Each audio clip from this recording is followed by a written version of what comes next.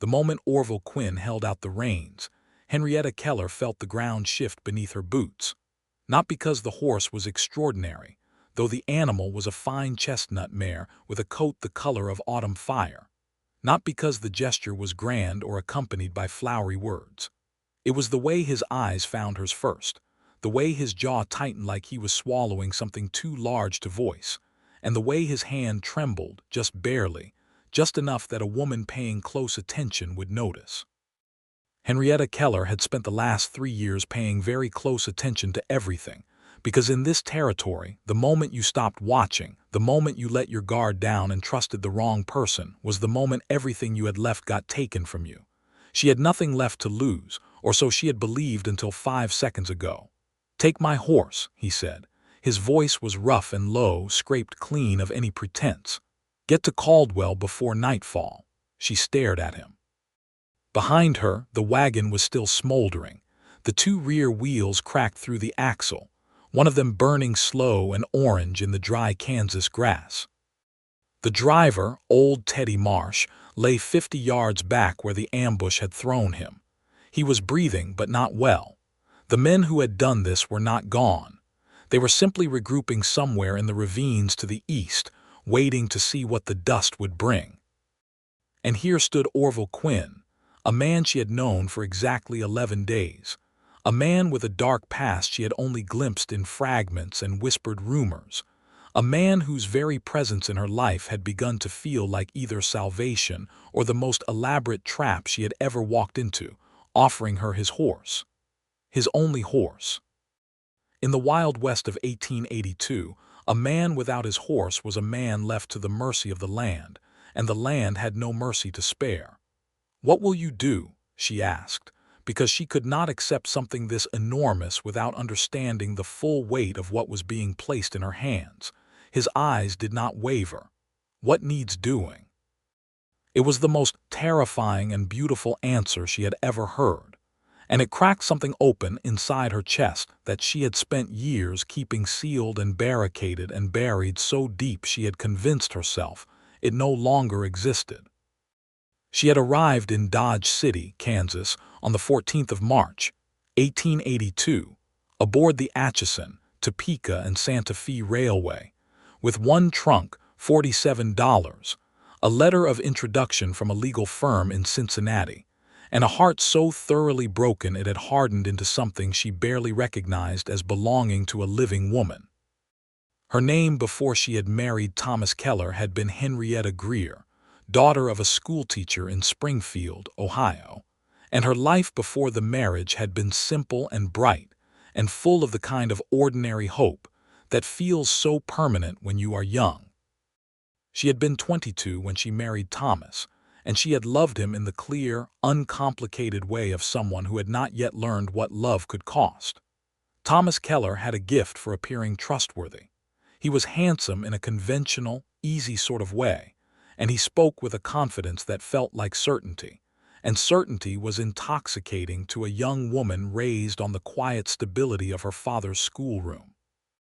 What Henrietta had not known when she married him, what she had not discovered until 2 full years into their life together in Cincinnati, was that Thomas Keller had a second life constructed from betrayal and hidden motive, a life populated by gambling debts and questionable partnerships, and a woman in Louisville he had never stopped being attached to.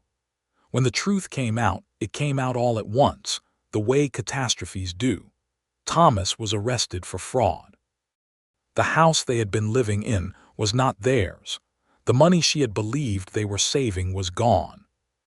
And Henrietta found herself standing in the offices of the Colton and Marsh legal firm, learning that the only asset Thomas had legally placed in her name before his arrest was a deed to 40 acres of land in Ford County, Kansas, land that a man named Gerald Price had been farming on a lease agreement for the past 3 years and had been sending payment to Thomas, payment that had never reached Henrietta, payment she had not known existed.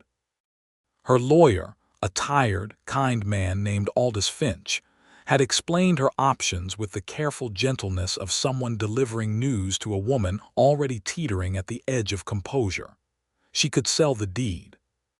Price had made an offer, a low one, designed to exploit her ignorance of the land's true value. Or she could go to Kansas herself, take stock of the property, negotiate properly, and decide from a position of actual knowledge rather than desperate circumstance. Henrietta Keller, who had been sitting quietly in that leather chair absorbing information that would have felled a lesser person, had straightened her spine, folded her hands in her lap, and asked Aldous Finch to please advance her the railway fare from her own future proceeds.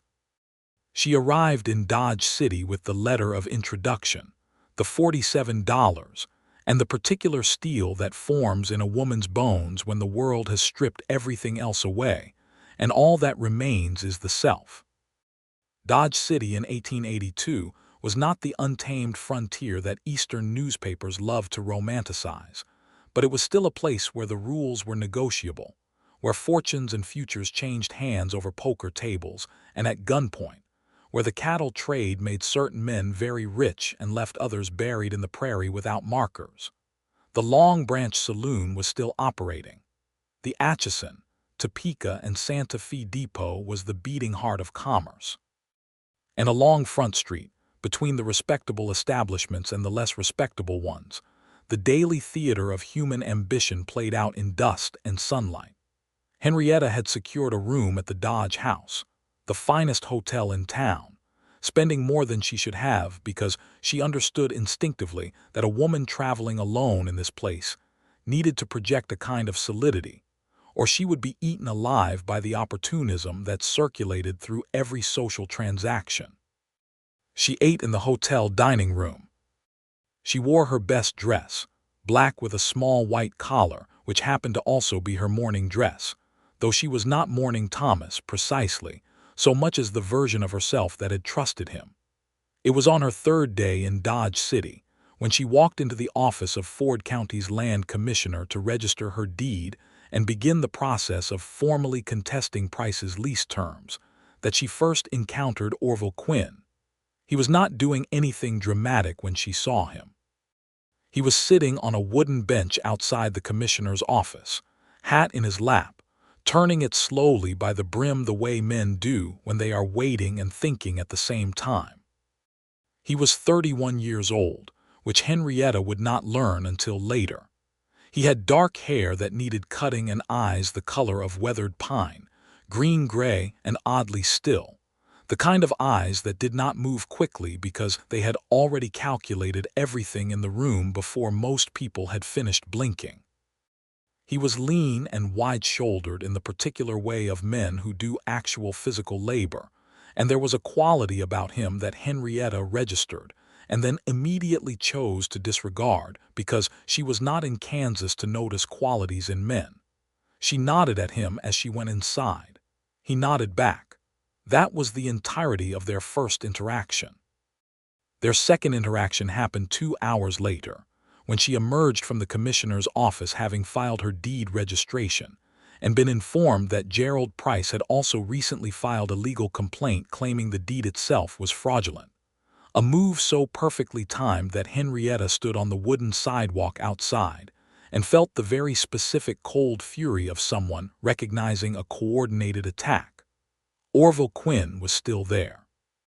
Not on the bench this time, but leaning against the hitching post, talking to a man in a gray vest who was clearly the lawyer type, pointing at a map spread between them.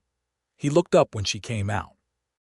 He must have read something in her expression because he said, without preamble and without apology for inserting himself, "Price." She stopped. "Excuse me. You went in there with a land deed," he said, folding his edge of the map and ignoring the lawyer's protest. "You came out looking like someone told you your house is on fire. In this county, that particular sequence usually involves Gerald Price." Henrietta looked at him for a long moment. "You know him?" "I know his methods," Orville Quinn said, and the flatness in his voice was not casual. It was the flatness of something personal, something that had teeth. She should have walked away. Everything she had learned in the past 3 years of her life argued for keeping her own counsel, for not handing any piece of herself to a stranger with watchful eyes and a tone that implied hidden depths. Instead, she said, Then perhaps you can recommend a competent lawyer who is not already on his payroll. He almost smiled. Not quite, but almost. I can do better than that.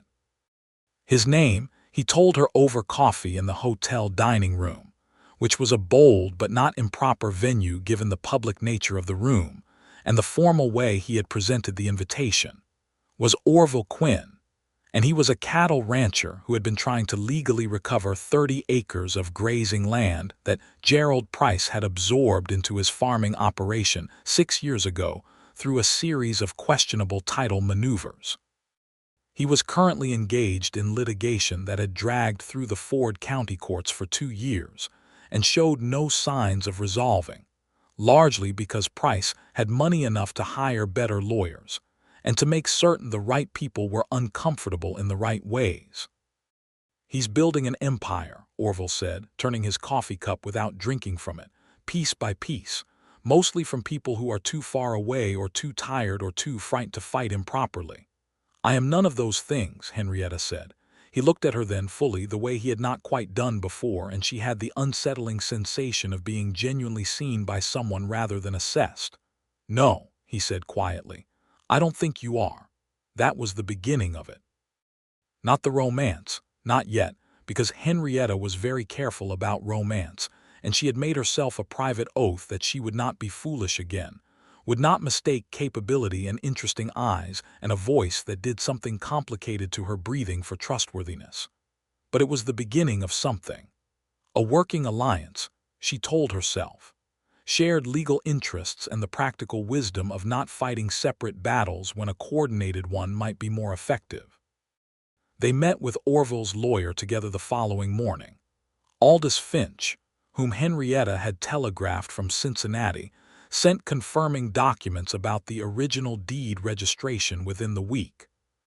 Orville's own legal records provided the paper trail demonstrating Price's pattern of acquisition. Together, the two cases formed something much more compelling than either one alone. During those first 11 days, Henrietta learned things about Orville Quinn in the careful, sideways manner of someone who had decided not to ask direct questions, but who was nonetheless paying close attention. She learned that he had come to Kansas from Missouri 8 years ago, in 1874, when he was 23. Under circumstances he did not volunteer and she did not press. She learned that his ranch, the Threefold, sat 7 miles northwest of Dodge City on land he had homesteaded legally and built from nothing over those 8 years.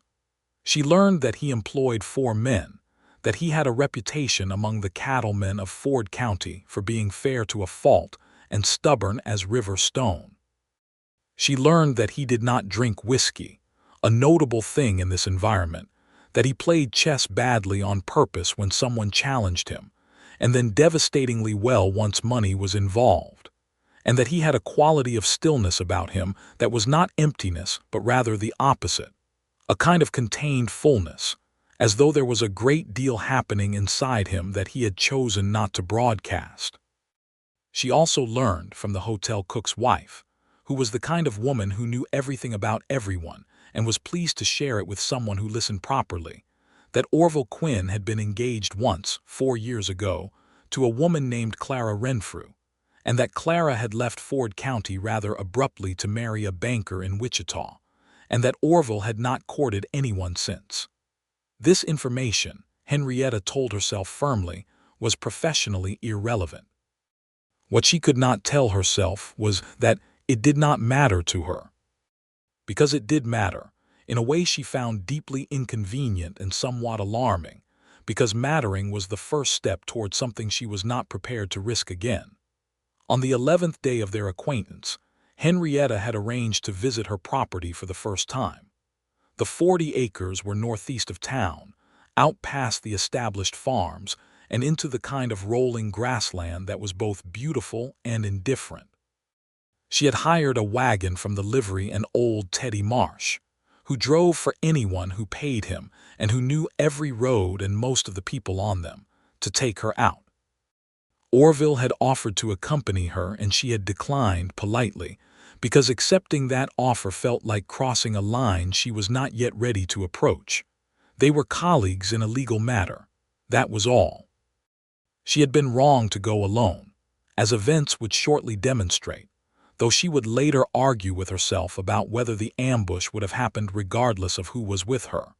Because Gerald Price had eyes on her movements, and Price had made it very clear through his lawyer's communication that he considered her presence in Ford County to be an inconvenience requiring correction.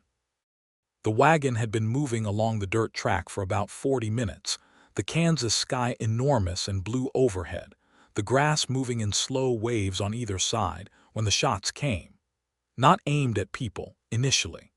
Aimed at the wagon's wheels and the horses, a message rather than a massacre, the kind of intimidation that was meant to leave you stranded and frightened rather than dead. One of the horses panicked and broke its harness before Teddy could control it. The wagon lurched, the axle cracked, and Teddy was thrown from the seat and landed badly, his shoulder and possibly a rib taking the impact of the fall. Henrietta, who had grabbed the seatboard with both hands the instant she heard the first shot, because she was a woman who moved fast when moving fast was required, was unhurt. She scrambled down from the tilting wagon and got to Teddy, who was conscious but clearly in pain and not capable of moving quickly.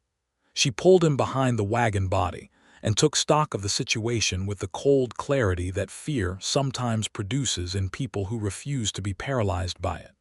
The shooting had stopped. That was strategic. They were waiting for her to run or to stay to see what she would do. She had Teddy's old Springfield rifle, which he kept under the seat and which she had pulled down with her in the scramble. She had no way to know how many men were out there. She had a broken wagon, an injured driver, and approximately 3 miles between her and any kind of help. And then Orville Quinn came riding over the low hill to the northwest, because Orville Quinn, as she would later discover, had not actually gone back to his ranch after she had declined his offer to accompany her. He had ridden out separately, at a distance, because the look on her face when she said she would be fine had told him something different than her words, and because he had his own intelligence about Price's methods and had considered the probability of trouble and found it unacceptably high. He came in hard and fast and low over the horse's neck, and the men in the ravines, who were hired muscle rather than dedicated killers, apparently decided that a lone woman was one calculation, and a man like Orville Quinn arriving at speed was an entirely different one, because the sound from the ravines was the sound of horses being urged away, and the whole confrontation dissolved like a bad dream in morning light. He pulled up beside the wagon, took in the situation with those quick, still eyes, checked Teddy first with a competence that suggested he had some medical experience, and then stood up and looked at Henrietta across the wrecked wagon with an expression that contained several things at once. It was then that he held out the reins. "Take my horse," he said. "Get to Caldwell before nightfall." Caldwell was not Dodge City. Caldwell was 30 miles south into Kansas, which was an odd choice, and she said so. "Price has people watching the road back into Dodge," Orville said. "They'll expect you to double back. Caldwell is a different direction, and there's a surgeon there who can see to Teddy." He paused. "My cousin runs the Meridian Hotel on Main Street. Tell her I sent you. You'll be safe." "And you?" she asked again, because the answer he had given the first time was not sufficient. "I'll bring Teddy on the buckboard," he said, and she realized then that he had not ridden out alone. He had 2 of his ranch hands with him, hanging back at the hill's crest, and one of them was already unhitching the surviving horse from the ruined wagon's harness. "But your horse," she said. "That's not just about the ride, is it?" Something shifted in his face. It was small, the kind of shift that would be invisible to someone who had not been watching him carefully for 11 days, but she had been watching and she saw it. "No," he said after a moment, "it's not just about the ride." She took the reins.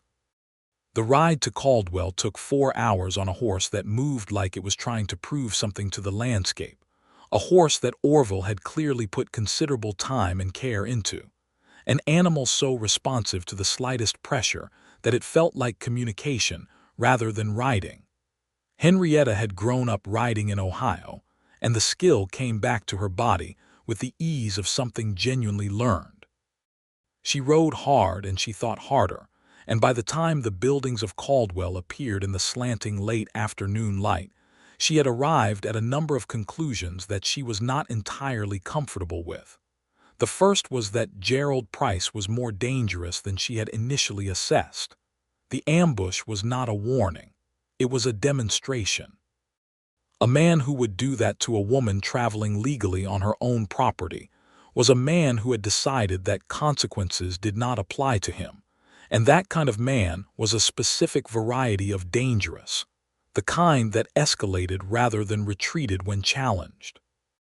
The second was that Orville Quinn had ridden out that morning despite her explicit refusal of his company, because he had been genuinely concerned for her safety, and that this was not the behavior of a man with a hidden motive or a man running a trap. She had considered those possibilities. She had considered them carefully, because she was no longer a woman who accepted anyone's apparent goodness at face value.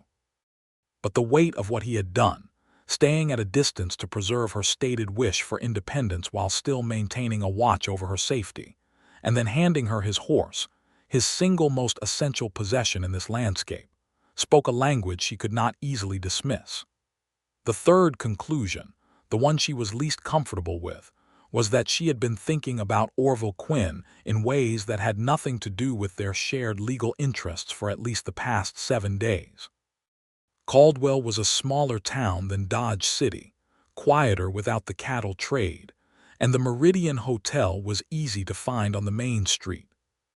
The woman who ran it was named Rose Quinn, Orville's cousin by his mother's side, and she was a compact, forthright woman of 35 with red hair and the Quinn eyes, that particular gray-green that saw everything at once. She took one look at Henrietta arriving on Orville's horse and said, "He sent you. Come inside." Rose gave Henrietta a room, a bath, and a meal without being asked, and when the buckboard with Teddy and Orville and the 2 ranch hands arrived 2 hours later, she organized the situation with the efficiency of someone who had been managing contingencies her entire life. The surgeon in Caldwell confirmed that Teddy had a broken collarbone and 2 cracked ribs, serious but not life-threatening, and that he would need several weeks of rest before traveling. Orville found Henrietta after the surgeon had finished, sitting in the hotel's small parlor with a cup of tea going cold in her hands, watching the window through which the night sky was turning a deep blue that was almost purple over the Kansas plains. He sat across from her without asking permission and without filling the silence with anything unnecessary. After a while she said, "You followed me." "I kept a watch," he corrected. "There's a difference." "Is there?" "You told me you wanted to go alone," he said. "I respected that. But respecting a person's wishes and abandoning them to a situation that might kill them are 2 different things." She turned to look at him. In the lamplight of Rose's parlor, with the day's tension still coiled in the set of his shoulders but his face open in a way she had not seen before, he looked younger than he usually did and considerably more tired. "Your horse is outside," she said. "I left her with good water and a proper brushing because I was raised to care for things that are entrusted to me." His expression did something complicated. "I know," he said. "I checked on her." "I need to tell you something," Henrietta said, and she felt the words coming from a place deep enough that stopping them would have required more energy than she had remaining. "I have spent the past 3 years being very carefully not trusting anyone. I was married to a man who was constructed entirely of hidden motives, and I did not see it until the damage was complete. And since then I have operated on the principle that caution is the only thing I can actually count on." Orville was very still. "And then today," she continued, "you handed me your horse, and I understood immediately that you were not just offering me transportation. You were offering me something you don't give away. Something that costs you genuinely, and I don't know what to do with that." He leaned forward, elbows on his knees, and looked at his own hands for a moment and then back at her. "I have been trying," he said, "since about the 4th day I knew you, to find a way to express something that I am not very skilled at expressing. I am considerably better at practical demonstrations than at conversation." He paused. The horse was a practical demonstration. "Of what exactly?" she said very quietly. "That I am on your side," he said. "That whatever you are fighting here, you are not fighting it alone unless you specifically want to be. That I would rather walk back to the threefold on my own feet than have something happen to you because I was being too careful about keeping my distance." The room was very quiet. Outside, a night bird called once and then fell silent. "That is a significant thing to say to someone you have known for 11 days, Henrietta said. "I know it," he said. "I know exactly how it sounds, and I am not asking you to feel anything in particular about it. I am just telling you where I stand so you are not working with incomplete information." She thought about Clara Renfrew, the woman who had left him for a banker in Wichita, and about the way he turned his coffee cup without drinking it, and about those eyes that had calculated everything about the room and then chosen to look at her with something unguarded.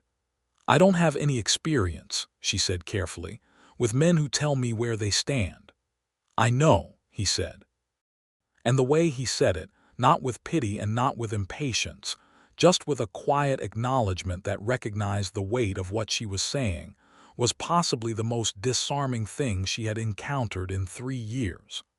"I would like," she said, "to continue working together on the legal situation. And I would like to take the rest of it slowly, whatever the rest of it might be." "That suits me," Orville Quinn said. And for the first time since she had met him, he smiled fully, and it transformed him entirely, and Henrietta looked away at the window because the night sky was easier to bear. They stayed in Caldwell for 3 days, which was how long it took Henrietta to locate a telegraph office that Price's people were not watching and send communication to Aldous Finch in Cincinnati with a detailed account of the ambush, to arrange for a report to be filed with the county sheriff, and to begin the process of deposing Teddy Marsh about what he had witnessed. Orville worked alongside her, his knowledge of Ford County's legal infrastructure invaluable, his presence beside her in each meeting carrying a credibility that she needed, and that she resented needing, but was practical enough to use. Rose Quinn watched them over meals with an expression of quiet satisfaction that she was too polite to comment on, though on the second evening, when Henrietta came downstairs early and found Rose alone in the kitchen, the older woman said without preamble, "He has not looked at anyone the way he looks at you in 4 years, just so you know." "I am not in any hurry," Henrietta said. "No," Rose agreed. "That's probably wise. He's not in any hurry either. He's the most patient man I've ever met about most things." She paused. "But he's not patient about things that matter to him. He just hides it better than most." Back in Dodge City, the legal situation developed quickly and the romantic situation developed slowly, and both of these timelines felt exactly right. The ambush, which Price had almost certainly ordered through intermediaries, proved to be his strategic mistake. Teddy Marsh was a well-known figure in Ford County and an older man with no enemies, and the community response to the news that he had been injured and a woman had been stranded on her own property was considerably more heated than Price had apparently anticipated. The sheriff, a man named Crawford who had been walking a careful line between Price's money and the law's requirements, found himself with a motivated county looking at him, and adjusted his position accordingly. Within 2 weeks of the ambush, Price's fraudulent complaint against Henrietta's deed was dismissed. Within 3 weeks, Orville's 2-year land litigation was resolved in his favor by a judge who appeared to have noticed that the mood in Ford County had shifted. Within a month, Gerald Price, finding the legal landscape suddenly less hospitable, sold his operation to a farm collective from Missouri at a price that suggested he was leaving rather than negotiating, and Henrietta's 40 acres were formally and finally and completely her own. During those weeks, Henrietta began visiting the Threefold Ranch.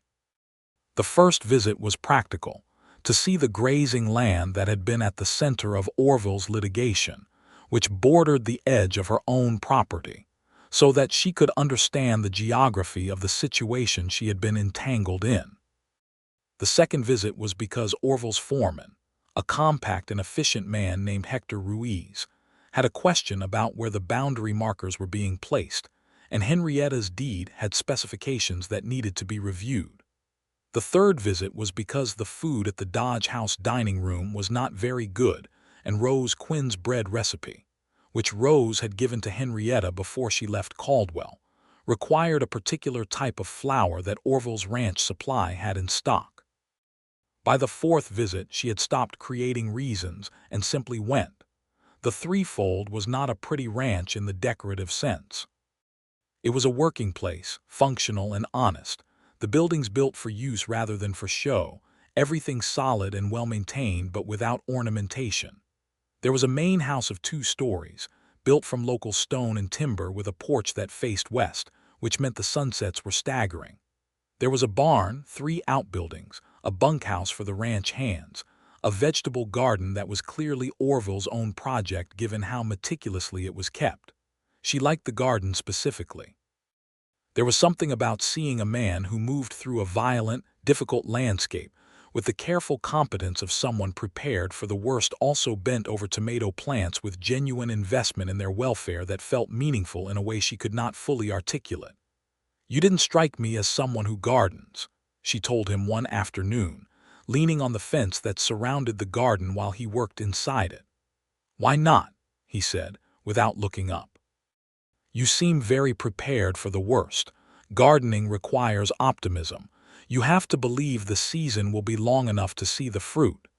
He sat back on his heels and looked at her. The afternoon light was gold on the grass behind her. "I have a complicated relationship with optimism," he said. "I don't trust it easily, but I've found that doing something that requires it is different from feeling it naturally. It's more like practice." "Practice," she repeated. "If you do a thing that requires believing things will grow," he said, "sometimes you start believing it in other areas too, even when that's not what you set out to do." She thought about that for several days afterward. She had made a decision, when she arrived in Kansas, to stay. Not from sentimentality, but from practicality. Selling the 40 acres would have given her money enough to survive for a year or two, but not enough to build anything new, whereas developing the land gave her something permanent. She hired 2 farmhands from the labor pool in Dodge City and began working with a local farmer named Augustus Beale to understand what the land could support. The grassland was good for grazing. There was a creek on the eastern edge that made a portion of the land excellent for certain crops. She was building something. For the first time in 3 years, she was building rather than surviving, and the difference was enormous. The way the difference between winter and spring is enormous even when both are still cold. Orville watched her build and offered help when it was asked for, and stayed out of the way when it wasn't, and she was increasingly grateful for his accuracy about when to do which. The men who had spent 3 years trying to manage her, and Thomas had been one of these, always wanted to help in ways that actually meant being in charge. That meant substituting their judgment for hers under the guise of assistance. Orville helped like a person who understood that the work was hers, and he was just an available pair of hands and a working knowledge of Kansas land when she needed it. In the evenings, when the work was done and the light was falling slow over the plains, they sometimes sat on the porch of the Threefold's main house and talked. Not always about practical things. Sometimes about Missouri, where he had come from, and Ohio, where she had grown up. About books, because they had both read more than the people around them expected. Henrietta from her father's schoolroom and Orville from years of winter evenings, when reading was the only entertainment available, and he had worked through everything he could get his hands on. About the land, which both of them felt with the same peculiar intensity that Henrietta suspected was either a character trait or a symptom of having both had things taken from them, and knowing what it meant to hold something solid. He told her about Clara Renfrew one evening without her asking, which she had not expected. He told it plainly, without bitterness, the way someone tells a story they have processed into something they can carry without it weighing too much. Clara had not wanted the kind of life that the threefold required. She had been raised for something softer, and Orville had not understood that fully until she left, and he had thought afterward that perhaps he should have, and that the failure to see it clearly was partly his. "You were not the only one responsible for how it ended," Henrietta said. "No," he agreed, "but I spent 2 years afterward asking myself what I should have seen sooner. It was useful even if it was painful." "What did you conclude?" He was quiet for a moment. "The evening star was appearing low over the horizon. That I was looking for someone who wanted what I want," he said finally. "Not someone who was willing to want it, someone who already did." The silence that followed was the kind that means something. "And have you found that?" she said carefully. "I think," he said, "I might be sitting on the same porch with her." She did not answer immediately. She looked at the evening star and felt the old defenses moving inside her. The years of careful guarding, the specific scar tissue of Thomas Keller's betrayal, the part of herself that had decided the cost of being wrong again was too high to risk.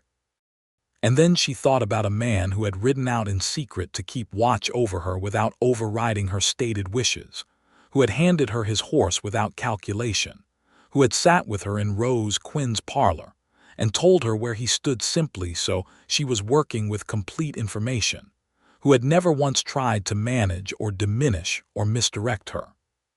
"I think," she said at last, "that if you were going to run some kind of trap or deception, you would have done it before I filed the deed registration and secured my property rights. The strategic moment for that kind of thing has passed." He turned to look at her, and the surprise on his face was genuine, and then it softened into something else, and then he laughed, really laughed, a sound she had not heard from him before, warm and unguarded and full of actual delight. "That is possibly the least romantic way that has ever been proposed to begin a courtship," he said. "I am a practical woman," she said, but she was smiling, and the smile felt strange and good on a face that had not smiled in this particular way for a very long time. "Will you do me the honor," he said, leaning slightly toward her with the evening wind in his hair and those pine-colored eyes entirely warm, "of allowing me to court you in the old-fashioned and entirely non-strategic manner, with the full understanding that I am not offering a temporary arrangement or a convenient partnership. I am a man who intends things for the long term." "I know," she said. "I worked that out. It's one of the things about you that makes you trustworthy. And do you trust me?" She thought about it honestly, because she owed both of them that. She thought about the horse and the parlor and the garden and the evenings and everything she had observed, and everything it added up to. "Yes," she said, "I do." He reached across the porch railing and took her hand with the unhurried certainty of someone who had decided to do this and was going to do it properly, and she let him, and the contact felt like the resolution of something that had been building for weeks. The courtship that followed was, by the standards of Dodge City in 1882, somewhat unconventional. Henrietta was not a traditional courting subject. She had her own property, her own income from the farming lease she had renegotiated with Augustus Beale, her own opinions about everything from land management to the territorial judicial system, and she was not interested in being courted in the manner of a woman who needed someone to take charge of her existence. Orville, who had apparently understood this from the beginning, courted her in the manner of a man who was interested in the person she actually was rather than the accommodating version some men would have preferred. He took her riding on Sundays, long rides across the open Kansas grassland where the wind was constant, and the sky was so large it made every human concern feel both smaller and more manageable at the same time. He brought her books from the lending library that operated out of the back of a dry goods store on Front Street, books he had actually read and thought she would find interesting, and his selections were good enough that she began to trust his literary judgment. He came to her property on 2 Saturdays and helped the farmhands with fence repair without being asked, simply because he had noticed that a section needed doing and he was there with the tools. She cooked dinner at the threefold once a week, making use of Rose Quinn's bread recipe and the recipe card collection that had been her mother's, and they ate together with the kind of ease and familiarity that usually takes years to develop, but that had apparently decided to develop at an accelerated pace, which Henrietta chose to attribute to the compressed urgency of how they had met rather than to any supernatural element. The ranch hands at the threefold, a group of 4 men ranging from 25 to 45, were collectively very aware of what was developing between their employer and the woman from Ohio with the property northeast of town, and they responded to it with the particular mixture of approval and careful discretion that men who respect someone extend to that person's private business. Hector Ruiz, the foreman who had been with Orville for 5 years and treated him with the loyalty of someone who had decided this particular employer was worth genuine investment, once said to Henrietta, with the formality of someone who has rehearsed this, "He is a good man. I wanted you to know that from someone who has seen him in difficult circumstances." "I know," she said. "Thank you for saying it. He does not usually need advocating," Hector added, "but he is not very good at saying some kinds of things." "He is better at practical demonstrations," she agreed, and Hector's expression suggested he found this very accurate. In June, 2 months after Henrietta had arrived in Kansas, Orville took her to a community dance at the Masonic Hall in Dodge City, which was the kind of public social event that constituted a clear declaration in the social language of frontier communities. The dance was well attended, the Dodge City String Band played with enthusiasm, and the assembled community of Ford County watched Orville Quinn and Henrietta Keller arrive together and drew the obvious conclusions. Henrietta had worn her second-best dress for the evening, a dark blue wool with ivory buttons, which was considerably less funereal than the black she had been defaulting to, and she had taken some care with her hair, and when Orville came to the Dodge house to collect her and saw her in the lobby, his expression was the expression of a man doing significant work to maintain composure. "You look," he said carefully, "very well." "That is diplomatically expressed," she said. "You look beautiful," he said, abandoning diplomacy. "That is more accurate."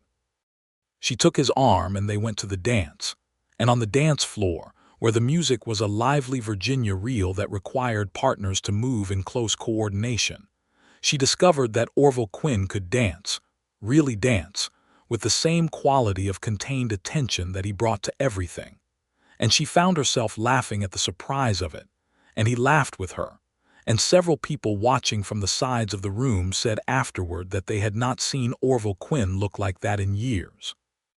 They danced 4 dances and then walked back to the Dodge house through the warm June evening, the stars enormous overhead in the way they only are where there is no city light to compete with them, and he stopped at the hotel steps and stood close enough that she could see clearly the question in his face. She answered it by reaching up and kissing him, which was a forward thing for a woman to do in 1882, and she did not particularly care, because she had decided she was not going to practice the kind of restraint that was really just someone else's definition of propriety, and because the evening had earned it and so had the weeks before it. He kissed her back immediately and completely without surprise, as though he had simply been waiting for her to make the move she was going to make, and it was nothing like any kiss she had experienced before because it was done by someone who was genuinely present, entirely focused on her, with none of the performance and distraction that she had come to associate with intimacy. "I should have done that several weeks ago," she said when they separated. "Probably," he agreed, sounding somewhat breathless. "But you would have done it on your own timeline regardless. You knew I would. I suspected," he said. "You are not a woman who waits for someone else to decide things." She went inside and stood in the lobby for a moment, feeling the particular warmth of something that had finally been allowed to begin, and thought that it was actually possible to start over. Not to forget, not to pretend that things had not happened, but to build something new on ground that was genuinely your own, in a life that was genuinely yours, with someone who understood the difference between those things and their substitutes. Summer deepened, and the prairie turned gold-green in the heat, and the work of running two adjoining properties settled into a rhythm that was more coordinated every week. Henrietta made decisions about her land with the confidence of someone who had stopped asking permission and started asking questions, which was a different and more useful posture, and the farm began generating an income that was modest but real. Augustus Beale proved a reliable and honest partner. The two farmhands she had hired, brothers named Daniel and Samuel Vogt, were hard workers who took direction without friction.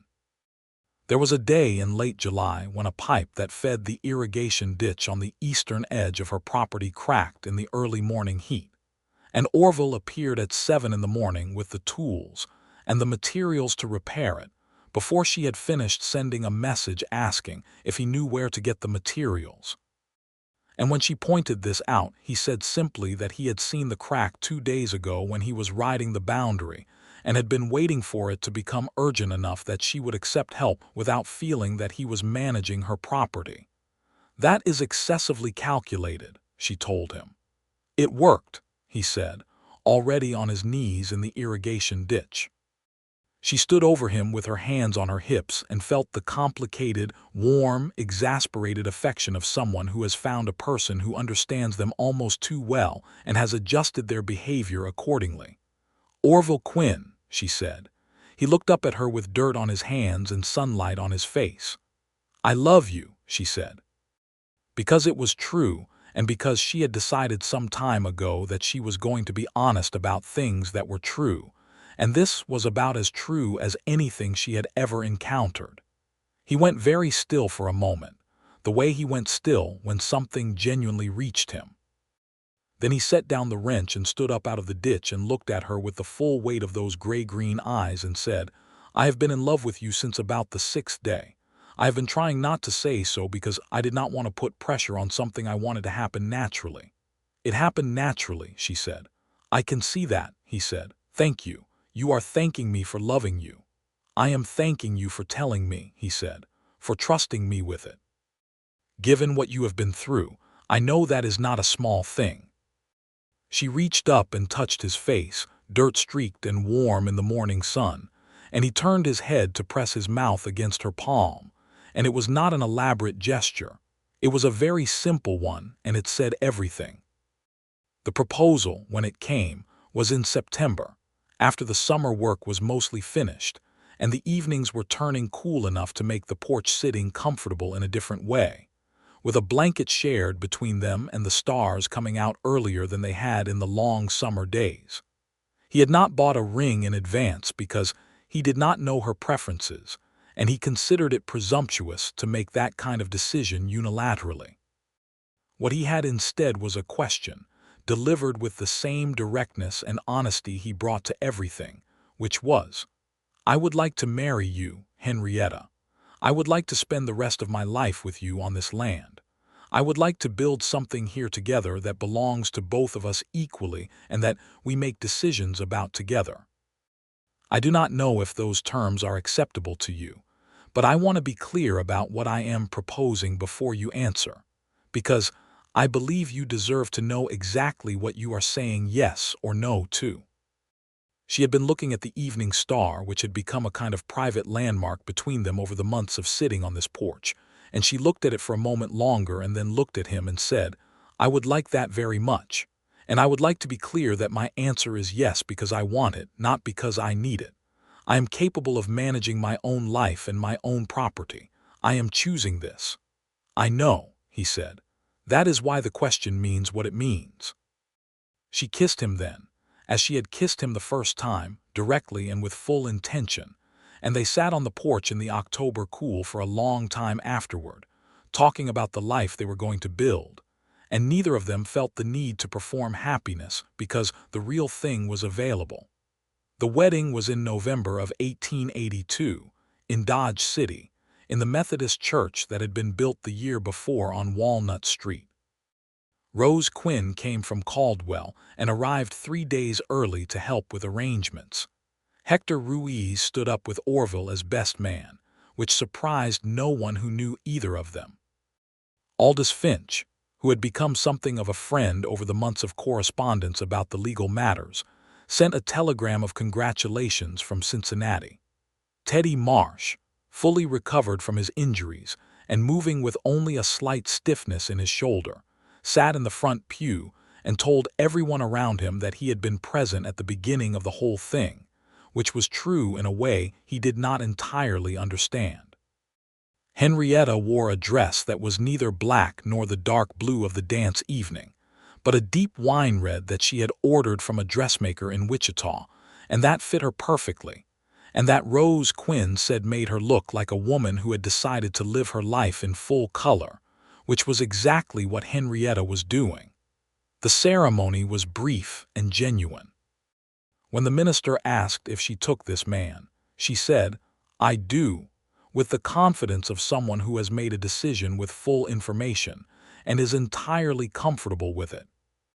When Orville said the same, he was looking at her with the particular look that she had come to understand as his most complete expression, the one that was not performing anything for anyone's benefit, just entirely present and entirely certain.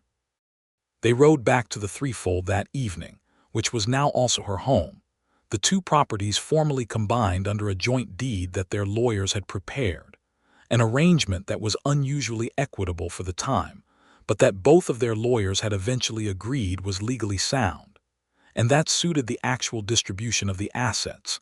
And she stood on the porch in the November dark looking at a sky full of stars, and felt the profound and ordinary rightness of being exactly where she was.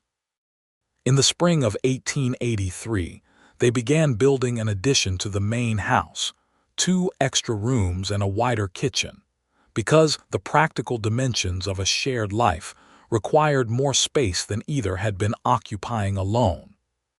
Orville designed the addition himself, with input from a builder in Dodge City, and the work took 6 weeks and involved every man on the ranch at various points and Henrietta herself, when the interior timber framing needed to be held while someone hammered, a task she performed with the same unsentimental competence she brought to everything. The cattle operation expanded that same year. Orville had been running about 200 head on the grazing land, a conservative number relative to the acreage, and with Henrietta's property adding usable range, they increased the herd to 350, bringing in a substantial income from the fall drive that allowed them to invest in better breeding stock for the following spring. She also established a small school on the property, which surprised everyone except Orville and Rose. There were 11 children within riding distance of the threefold who had no access to formal schooling, and Henrietta, who was her father's daughter and had always carried the conviction that education was the most fundamental thing a community could provide, set up a classroom in one of the outbuildings and held classes 3 days a week, teaching reading, arithmetic, and basic geography. The community responded to this with the kind of warmth that communities direct toward someone who is clearly acting from genuine care, and several families began sending supplies, firewood, food contributions, a spontaneous reciprocity that became one of the things Henrietta valued most about where she had ended up. In the autumn of 1883, she told Orville she was expecting their first child. They were in the kitchen at the time, which was the heart of the house in a way that a parlor never quite is, with the dinner things on the table and the wood stove warm against the cooling October evening. And she told him plainly and directly in the way she did most things, and he sat very still for the moment that was his tell for something reaching him deeply, and then he covered her hand with his and looked at her with an expression that was not uncomplicated, because joy is not always uncomplicated. It often comes with the full weight of what it would mean to lose something this important, and she saw all of that in his face and loved him for not hiding it. "Are you well?" he asked first. "I am very well," she said. "I checked with Dr. Alderton last week. Everything is as it should be." "Last week," he repeated. "I wanted to be certain before I said anything," she said. "I know that was not the most collaborative approach." "No," he said, but I understand it." He turned her hand over in his and brought it to his mouth and kissed it with the same gesture she had seen in the irrigation ditch 15 months ago. "A boy or a girl, either is a gift." "But I hope," he said, with the ghost of a smile, "for a son who inherits your stubbornness." "He would certainly not inherit it from you," she said.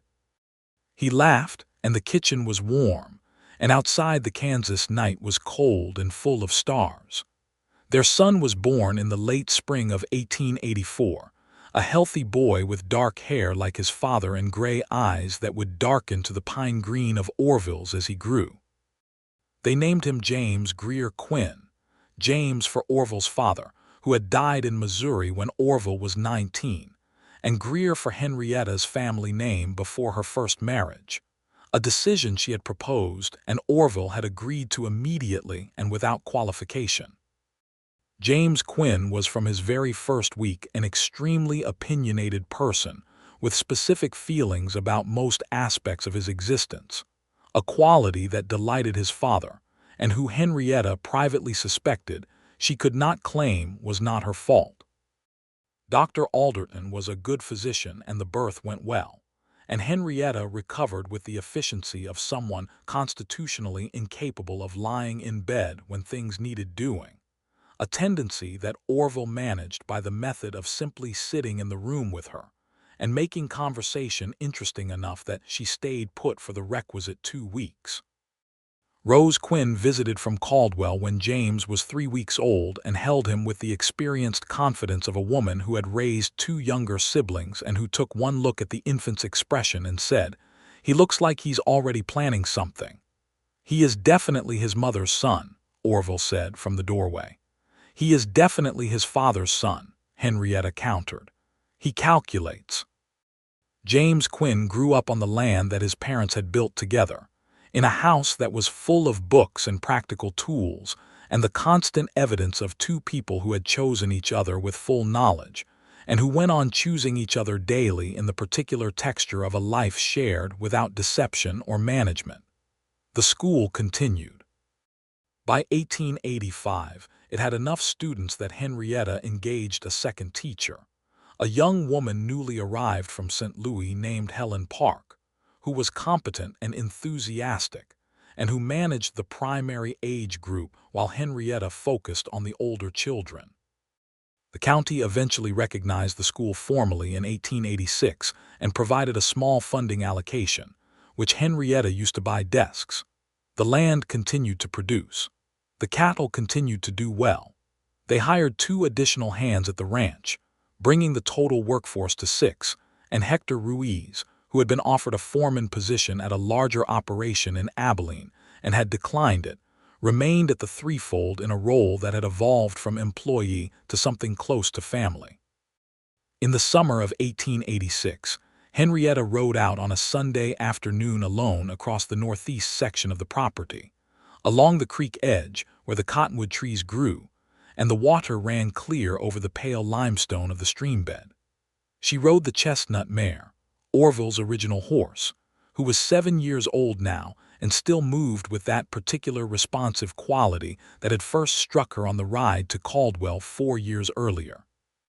She dismounted at the creek and let the horse drink and stood in the dappled light of the cottonwoods and thought about where she had been in March of 1882, stepping off a train in Dodge City with $47 and a hardened heart, and where she was now, standing on her own land under her own trees with her own horse and her own life built to a shape that was genuinely hers. Thomas Keller was still in a Cincinnati prison, serving the remainder of his sentence for fraud, and she had not thought about him in some time, which was itself a kind of healing, the absence of a thought that had once been constant. She thought about what it had taken to get here. The prairie was beautiful in the summer afternoon, the grass long and golden, the creek speaking quietly over its stones. It had taken stubbornness, certainly, and the specific kind of courage that is not fearlessness, but is rather the decision to continue despite the fear. It had taken Aldous Finch and Teddy Marsh and Rose Quinn and Hector Ruiz and Augustus Beale and the Vogt brothers, all the ordinary people who had been decent when decency mattered.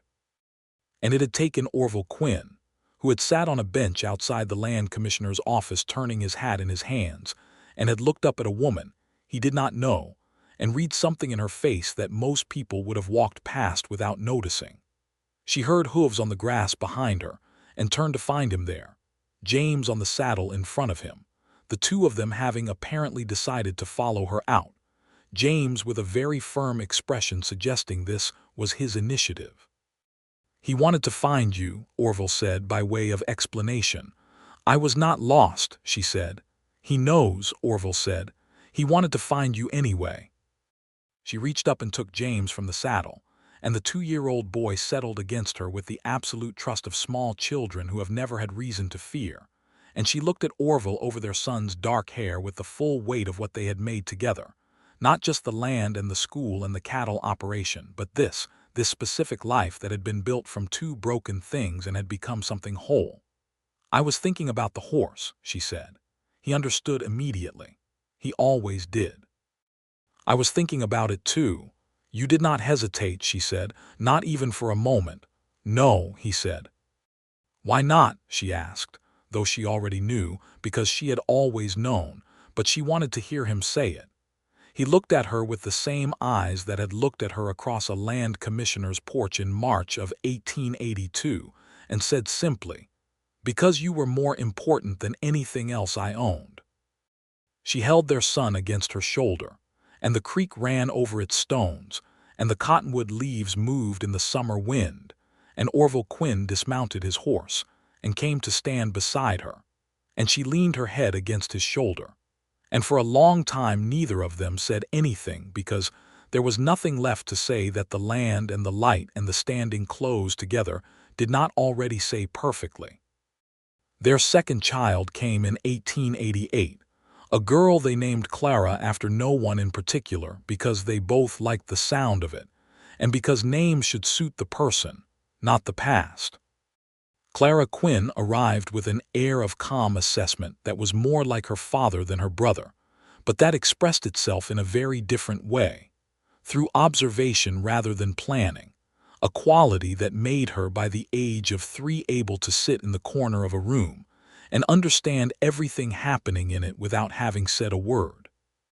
James, at 4, took his sister's arrival with the philosophical acceptance of someone who had known change was coming and had decided in advance to make the best of it, a decision that held for approximately 6 days before he developed strong opinions about the amount of adult attention that was being redirected.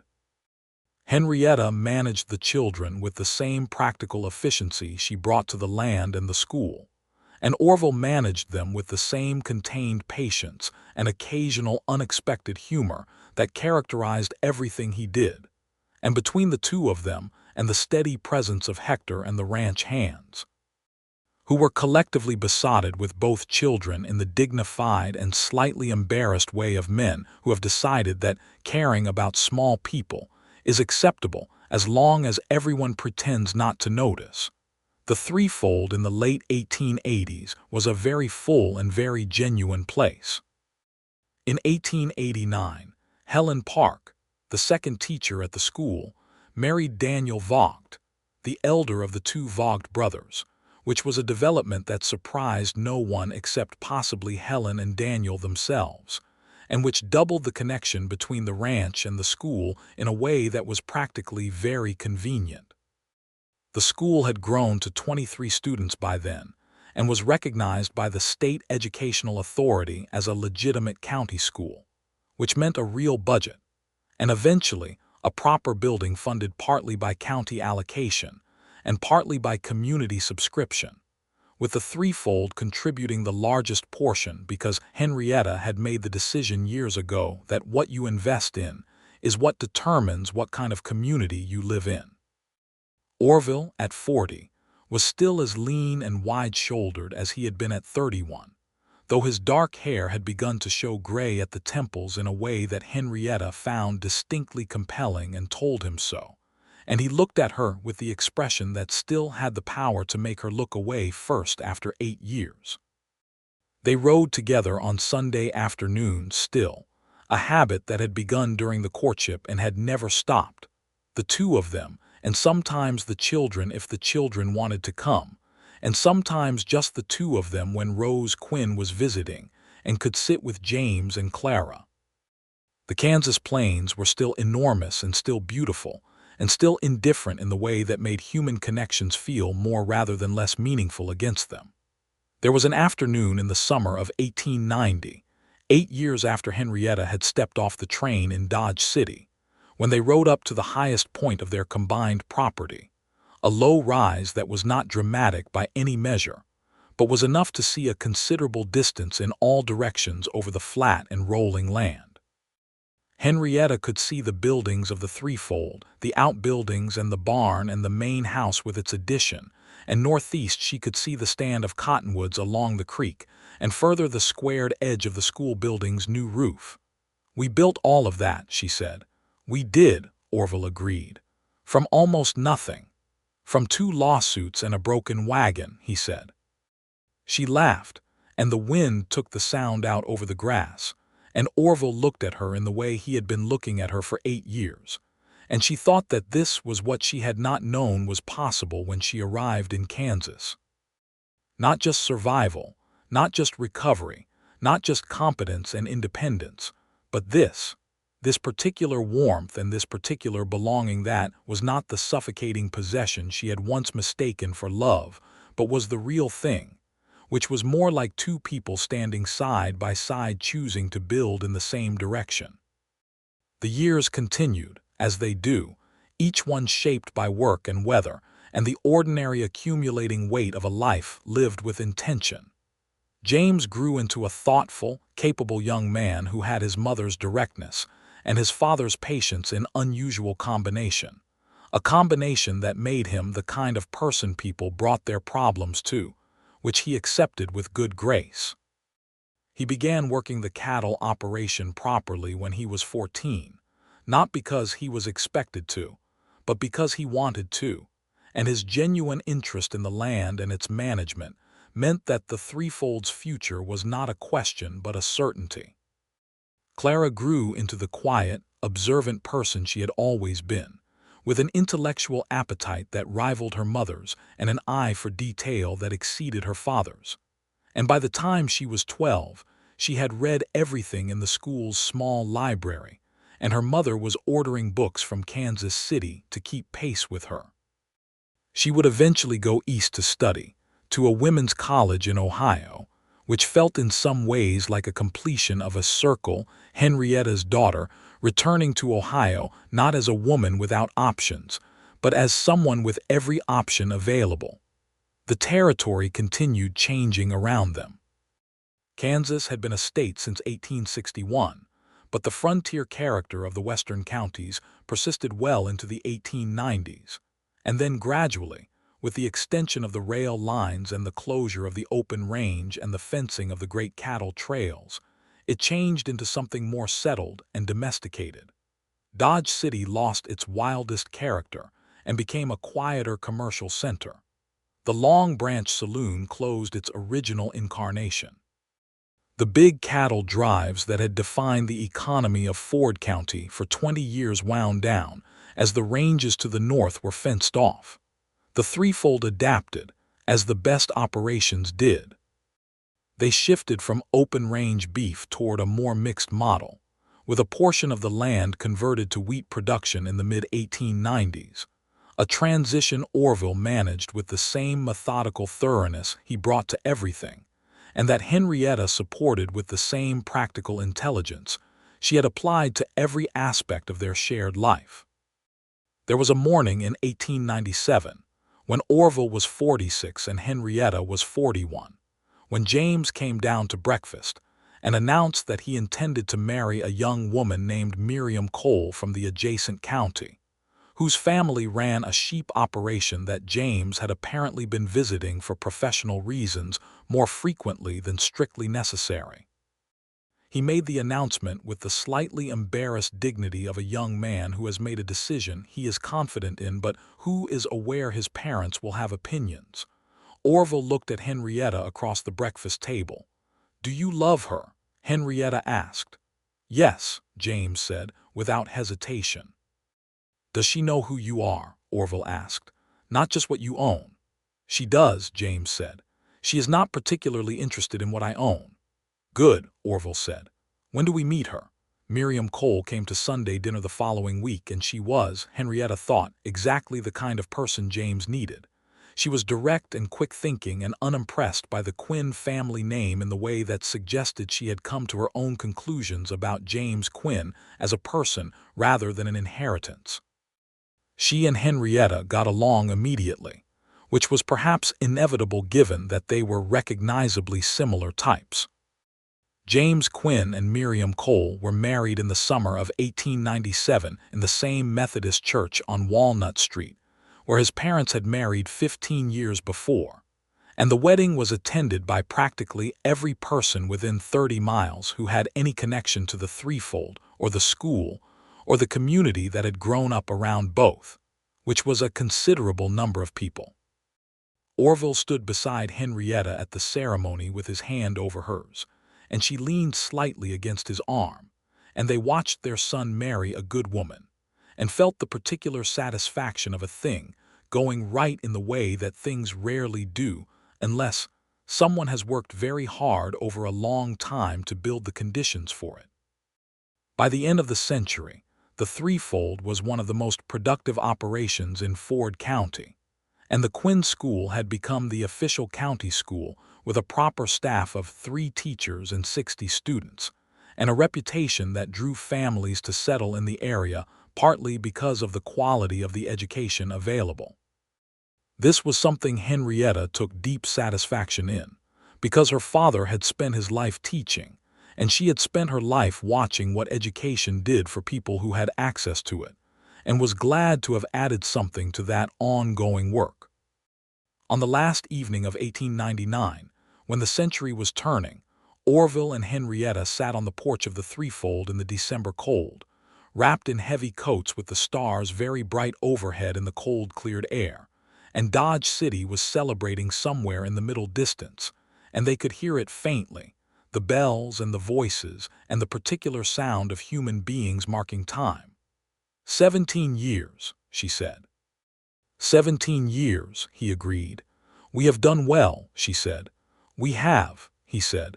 Better than I knew how to imagine when I sat on that bench outside the land commissioner's office. She turned to look at him, this man who had been her partner and her friend and her love for 17 years, who had not aged in any way that diminished him, who was still the same person who had offered her his horse with a trembling hand and a steady gaze, who was still most fully himself when he was building something or fixing something or simply sitting beside her watching the evening star appear. "Do you remember what you said to me?" she asked. "That first evening in Rose's parlor." "I told you where I stood," he said. "Yes," she said, "you did, and you have not moved." He turned his head to look at her with those pine-colored eyes and said, "Why would I?" She kissed him, because 17 years had not diminished the directness she had brought to the first one, and he kissed her back, because 17 years had not diminished his capacity for being entirely present in a moment that mattered, and around them the Kansas night was cold and brilliant and enormous, and full of the particular kind of beauty that does not ask to be recognized but simply is. James and Miriam's first child, a son named Thomas Greer Quinn, was born in the spring of 1900, and Orville became a grandfather with the same unsentimental warmth he had brought to everything, sitting with the infant with a careful competence that suggested he had been waiting for this specifically and had thought about it in advance. Clara wrote from Ohio that she could not come until summer, but that she was sending her love and a package of books for the baby, which was perhaps the most characteristically Clara response possible. The threefold entered the new century as it had been built, from the ground up, from 2 broken situations and 1 improbable alliance formed across a land commissioner's bench, from a legal fight and a burning wagon, and a horse offered with a trembling hand, from the patient accumulation of trust between 2 people who had both learned at considerable cost what trust was worth. Henrietta Keller Quinn, on the morning of the first day of the 20th century, stood in the kitchen of the threefold making coffee in the early light while Orville was out doing the first check of the morning, a habit he had never abandoned regardless of the ranch's size, and listened to the house around her. The sounds of James and Miriam moving in the guest room, the small sounds of the baby, the wind outside against the stone walls, and felt the fullness of a life that had been built rather than received, that had been chosen rather than fallen into, that belonged to her in every dimension, and that was made better by every person in it. She heard his boots on the porch steps, and the door opened, and he came in with the cold morning air around him and took one look at her and said, "What are you thinking about?" "The horse," she said.